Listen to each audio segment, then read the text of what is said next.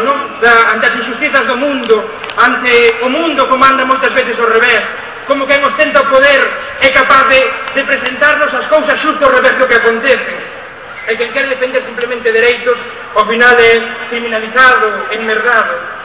Termina Shakespeare o seu soneto: canso de todo isto, deixaría o mundo, salvo porque ao morrer deixaría só a quen amo. O noso amor pola lingua galega, do que tanto falamos nestas movilizacións, con ese verso do compañeiro Xio Noboneira, de que a forza do noso amor non pode ser inútil, temos que telo presente.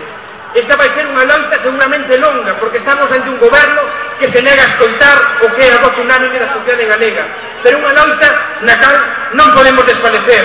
Mirade ao vosso redor, hai moitísimas razóns, máis razóns que nunca, para defendermos o noso idioma, porque tede claro, temos que ter ben claro que a nosa é unha loita lexítima contra ninguén, en defensa de todas e de todos, algo que nos beneficia o conxunto da sociedade.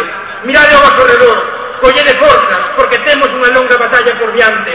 Agora ben, queremos que o goberno escoite, que retire este decreto. De nós